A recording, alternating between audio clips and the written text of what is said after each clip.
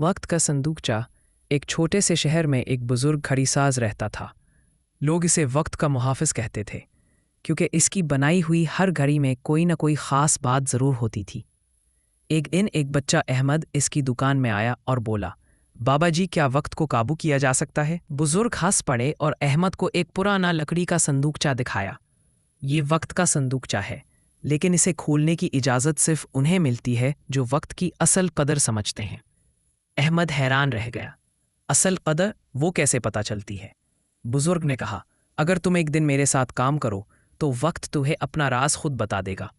पहले दिन का राज। लम्हे कीमती हैं। बुजुर्ग हर घड़ी की सुई बहुत एहतियात से लगाते थे।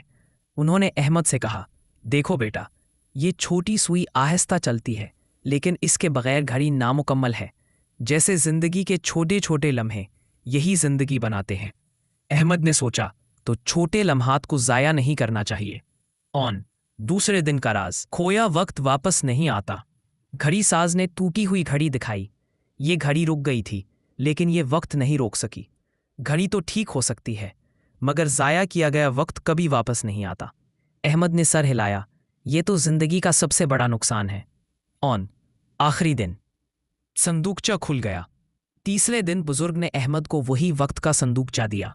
अहमद ने जैसे ही हाथ रखा, संदूकचा खुद ब खुद खुल गया। अंदर सिर्फ एक छोटी सी पर्ची थी। इस पर लिखा था, वक्त वो खजाना है जिसे जितना संभाल कर रखो उतनी ही जिंदगी बेहतर बनती है। अहमद मुस्कुराया, बाबा जी, असल संदूकचा तो हमारे अंदर है, हमारी समझ, हमारी आदतें। बुजुर्ग ने खुश होकर कहा, हाँ बेटा, जिसने वक्त को समझ लिया उसने जिंदगी को समझ लिया। सबक। वक्त कीमती है। लम्हे ज़ाया ना करो। लम्हे ज़ाया ना करो। जो आज कर सकते हो उसे कभी कल पर न छोड़ो। वक्त की कदर करने वाले हमेशा आगे बढ़ते हैं।